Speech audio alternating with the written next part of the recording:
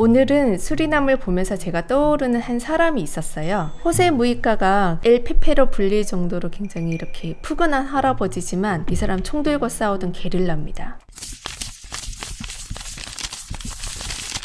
안녕하세요 여러분, 김보경의 책 읽기 결심입니다. 추석 연휴 동안 어떻게 보내셨나요? 넷플릭스에서 드라마 정주행했다 이런 후기들 굉장히 많이 올라오던데요. 저도 한 편을 정주행했습니다. 네, 요즘 굉장히 화제가 되고 있는 드라마 수리남을 봤는데요. 수리남이 저는 나라 이름인 걸 몰랐어요. 이번에 이 드라마를 보고 알게 됐고, 많은 사람들이 도대체 수리남이 뭐냐, 수리하는 남자 이야기냐, 실제로 그 드라마에서 주인공 하정우가 카센터에서 이제 수리하는 일을 하잖아요. 그래서 수리남이다 뭐 이런 재밌는 얘기도 올라오던데요. 수리남이라는 드라마를 간략하게 이제 요약해 드리면 좋을 것 같은데요. 수리남은 라틴 아메리카의 굉장히 작은 나라입니다. 이 나라에 이제 한국인 출신의 마야광이 있거든요. 그 마야광을 이제 소탕하는 이야기고, 실제로 있었던 실화를 바탕으로 한다고 합니다. 그래서 한국의 국정원이 이 마야광을 잡기 위해서 굉장히 몇 년에 걸쳐서 엄청난 이제 수사와 그리고 공작을 했었고요. 그 과정에서 어떤 민간인이 이제 도움을 줬는데 이제 하정우가 연기한 그 역할이고요. 실제로 그 마야광으로 나오는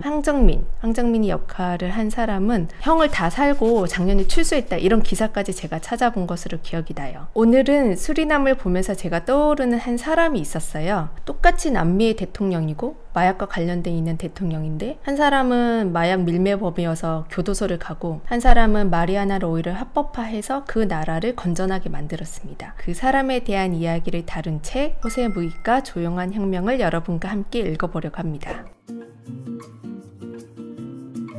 마우리시오 라부페티가 지은 호세 무이카 조용한 혁명, 부키 출판사에서 나왔습니다. 호세 무이카를 다룬 여러 책들을 보면 이 사람의 이제 개인적인 인생에 초점을 맞춘 책들도 있습니다. 이제 태어나면서부터 대통령이 되고 그 이후의 삶까지 다룬 일대기 중심의 책이 있고요. 이 책은 일대기 중심의 책은 아닙니다. 호세 무이카가 대통령으로 재임하던 시절에 있었던 행적들을 중심으로 뒀고요. 그래서 딱딱하지 않을까 생각되는데, 제가 읽었을 때는 호세 무이카의 일대기를 다룬 책보다 이 책이 훨씬 더 재미있었어요. 대통령이 실제로 무슨 법안을 추진하려고 할 때 누가 반대하고, 뭐 여론이 어떻고, 그것을 막 변명하면서 도망치고, 막 이런 얘기들이 막 굉장히 드라마틱하게 나와 있거든요. 굉장히란 말을 제가 되게 굉장히 많이 하거든요. 호세 무이카 한번 쳐보시면 굉장히 푸근한 인상의 할아버지가 나올 텐데요. 실제로 호세 무이카의 별명이 엘 페페예요. 엘 페페는 할아버지란 뜻입니다. 우루과이 국민들이 다 무이카 대통령 이렇게 부른 게 아니라 할아버지 이렇게 불렀다는 거죠. 푸근한 인상을 가진 대통령이고요. 실제로 굉장히 검소한 삶을 살았습니다. 이 책 표지에 나오는 이 파란색 자동차 보이시죠? 이게 구형 폭스바겐 비틀인데, 본인이 가지고 있는, 소유하고 있는 물건이 이거 하나밖에 없는 그런 가난한 삶을 살았던 사람이고요. 2012년에 그 굉장히 겨울에 한파가 닥쳤을 때 대통령이 대통령 궁을 열어요. 그래서 노숙자들을 들어오게 해서 추위를 이겨내게 했다는 일화가 있고, 그리고 실제로 이 무이카 대통령은 그 대통령 궁에서 살지 않았습니다. 수도 외곽에 있는 이제 가난한 시골 농가에 이제 집을 얻고, 거기에 아내와 다리를 하나 저는 개 한 마리를 키우면서 살았고요. 무이카 대통령이 여가 시간 있을 때 가장 많이 하는 일은 꽃을 재배하는 거예요. 실제로 농사꾼 출신의 대통령이었던 거죠. 대통령의 수입의 90%를 미혼모들을 위한 일에 기부를 했던 대통령입니다. 굉장히 친근하고 또 다정하면서도 검소하고, 이런 면모로 아이들, 그다음에 이제 노인들, 이런 사람들한테 굉장히 인기가 높았던 대통령이고요. 당선될 때는 52%의 이제 득표로 당선이 됐는데, 퇴임할 때 무려 지지율이 62%였습니다. 대통령 중에서 취임할 때보다 퇴임할 때 지지율이 더 높은 대통령이 있기는 쉽지 않잖아요. 그런데 이 사람은 무려 12%나 지지율이 오를 정도로 모든 국민들이 사랑했고, 전 세계의 모든 지도자들이 존경하는 사람이었습니다. 그런데 이런 대통령이 그 무시무시한 마약을 합법화하려고 했다. 왜 합법화하려고 했을까? 그 이야기를 좀 더 들어가 보도록 하겠습니다. 무이카가 합법화하려고 했던 거는 마리아나 합법화입니다. 무이카가 대통령으로 재임하기 전부터 우루과이에는 대마초는 합법화되어 있었어요. 마리아나를 피는 것 자체는 이제 문제가 안 됐었고 재배하고 유통하는 게 불법이었던 거죠. 근데 이제 무이카가 이 마리아나를 합법화하겠다고 한 핵심은 바로 이 재배하고 판매하고 유통하는 걸 다 합법화하고 그걸 국가가 직접 한다는 거예요. 그러면 왜 그 유통과 판매를 합법화하려고 했는가? 우루과이에 코카인 찌꺼기에서 나온 그 싸구려 마약이 엄청 유통되기 시작합니다. 이게 굉장히 값이 싼 거죠. 이게 그러다 보니 가난한 청년들이 많이 피게 되는 거예요. 라틴 아메리카 전체 이 마약 문제가 심각한 나라들이 많은데 무이카는 이 문제를 어떻게 해결하려고 했냐면 억누르는 것으로 하는 것이 아니라 양성화하려고 이제 해결을 한 거예요. 코카인 찌꺼기를 파는 그런 나쁜 밀매 조직과 차라리 국가가 경쟁을 하자는 거예요. 적과 경쟁을 해서 나쁜 세력의 힘을 줄이는 거예요. 그래서 마리아나를 합법화함으로써 오히려 중독되는 청년들의 수를 줄이고 그리고 실제로 불법과 밀매로 이제 가담하면서 벌어지는 범죄화를 막겠다는 게 이 사람의 목적이었던 겁니다. 여러분들 마리아나 합법화하겠다 그러면 그 나라에서 아우 좋은 일입니다 이랬을 리가 없잖아요. 굉장히 격렬한 논쟁이 이제 부딪힙니다. 우루과이 안에서뿐만이 아니라 전 세계에서 이제 무이카의 실험을 두고 찬반 논쟁이 벌어지는데요. 핵심 논쟁 중에 하나가 담배는 못 피게 하면서 왜 마리아나는 합법화하려고 하냐 이거예요. 무이카는 술, 담배, 마리아나 이 세 가지를 다 합법화하는 대신에 담배에 대해서는 굉장히 강력하게 이제 건강에 나쁘다는 캠페인을 많이 펼칩니다. 국민들 입장에서는 이해가 안 되는 거죠. 아니 건강에 나쁘다고 담배는 못 피게 하면서 줄이라고 하면서 왜 마리아나는 피게 하느냐. 우리가 상식적으로 생각해봐도 그럴 거잖아요. 아니 몸에 나쁘다는 것을 못하게 하는 대통령이 심지어 가난한 사람들과 서민을 위한된 대통령이 마리아나를 피게 한다고? 이해가 안 되는 상황이 벌어지는 거죠. 근데 무이카는 여기서 독특한 얘기를 하는데요. 제가 책에 보니까 이 얘기를 굉장히 잘 설명해 놓은 대목이 있어서 여러분들하고 같이 읽어보면 좋을 것 같습니다.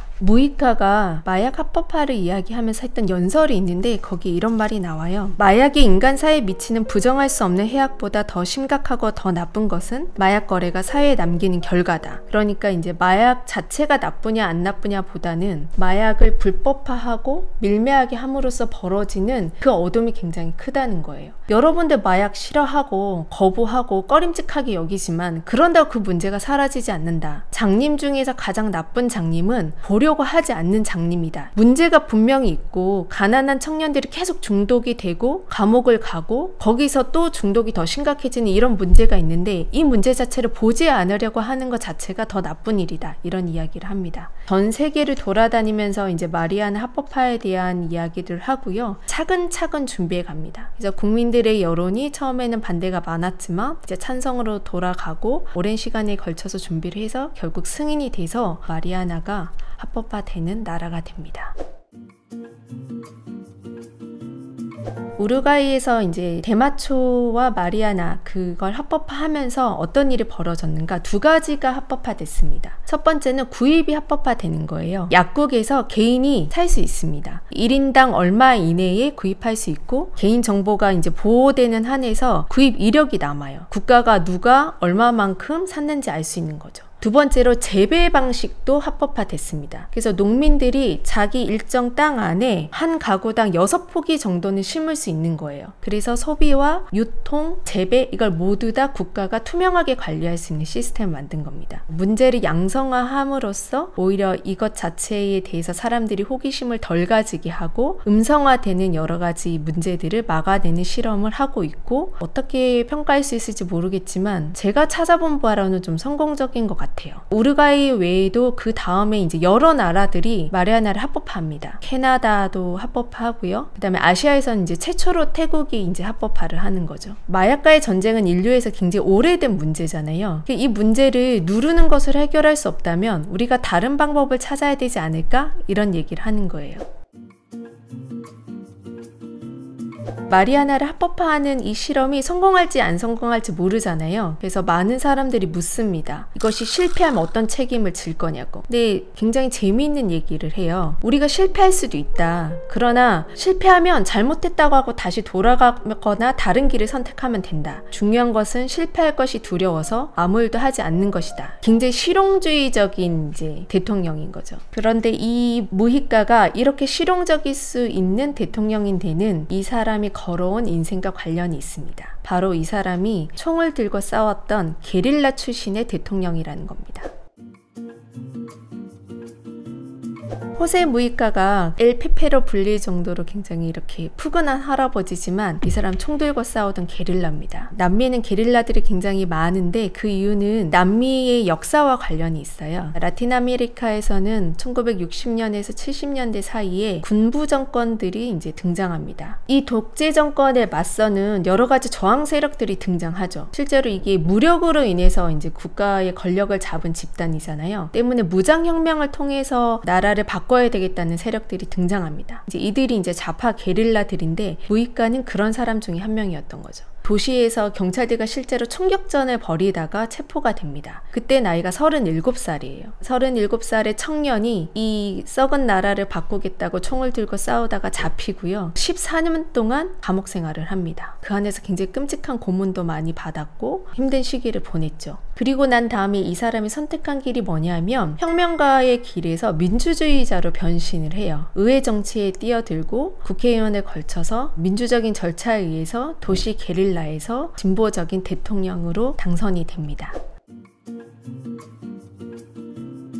총을 들고 싸우던 급진적인 게릴라들이 민주주의자로 변신한 게 뭔가 온건한 길을 선택한 것으로 보일 수 있는데요. 그렇지 않습니다. 무히카는 마리아나 합법화 같은 급진적인 정책을 많이 이제 시도했어요. 그 중에 이제 대표적인 게 두 가지가 있는데 하나는 낙태의 권리를 보장하는 것이고 하나는 동성 결혼을 합법화한 겁니다. 라틴 아메리카는 이제 카톨릭이 굉장히 강하고 보수적이고 되게 마초적인 대륙이거든요. 근데 그런 대륙에서 게릴라 출신의 대통령이 낙태, 동성결혼, 마리아나를 다 합법화하는데 그것들이 대부분 다 국민들에게 지지를 받습니다. 그 지지를 받는 방식으로 이 사람이 선택한 것이 민주적인 방식이라는 거죠. 게릴라에서 민주주의자로 이제 변신하게 된 과정에 대해서 그 사람이 그런 말을 해요. 생각이 다르다고 누군가를 죽이는 형태보다는 생각이 다르더라도 공존할 수 있는 그런 형태라는 점만으로도 민주주의는 지킬 가치가 있다. 그렇게 해서 대통령이 되고 낙태, 동성결혼, 마리아나 합법화 같은 급진적인 정책을 다룰 때도 사람들에게 변화에 대한 믿음을 심어줌으로써 이것들을 다 국민들의 지지 속에서 진행을 시킵니다.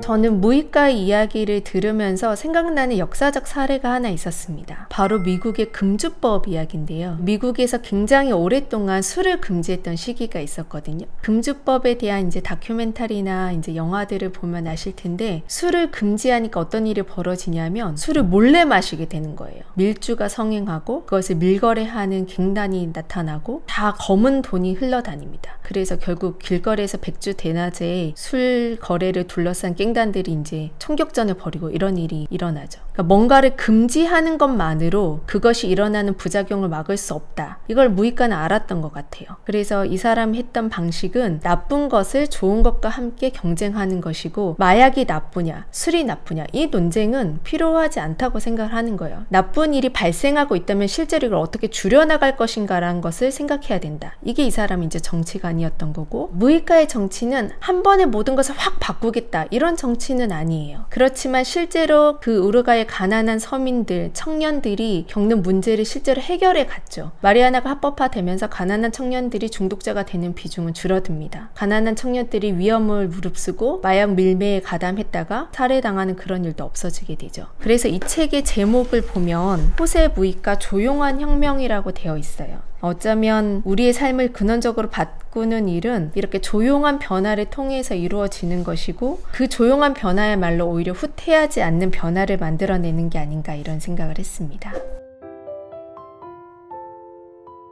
드라마 수리남을 보고 나면 나쁜 마약왕이 잡혔으니까 그 나라가 굉장히 깨끗해지고 이제 마약 같은 것이 일으키는 문제가 없어질 거라고 생각을 하지만 그건 우리의 기대일 뿐이잖아요. 여전히 또 다른 마약왕이 나타나고 또 다른 검은 일들이 벌어집니다. 그러니까 뭔가가 깨끗하게 바뀌는 일이라는 건 없고 조금 더 나아지려고 끊임없이 노력하는 일밖에 없는 것 같아요. 무이카의 고별연설에 보면은 그의 철학이 담겨 있는데 그 얘기를 들으면 우리가 세상을 바꾼다는 것, 좀 더 좋은 세상에서 살고 싶어 한다는 것이 어떠해야 되는가를 알 수 있습니다. 그 대목을 같이 읽는 것으로 이 이야기를 마무리하고자 합니다. 참 오랫동안 부산을 떨고 나서야 깨달은 것이 있습니다. 실패한 투쟁이라는 것은 우리가 포기한 투쟁이라는 것을요. 사랑하는 여러분, 세상에 목적지라는 것은 없습니다. 계속 걸어가야 할 길이 있을 뿐이죠.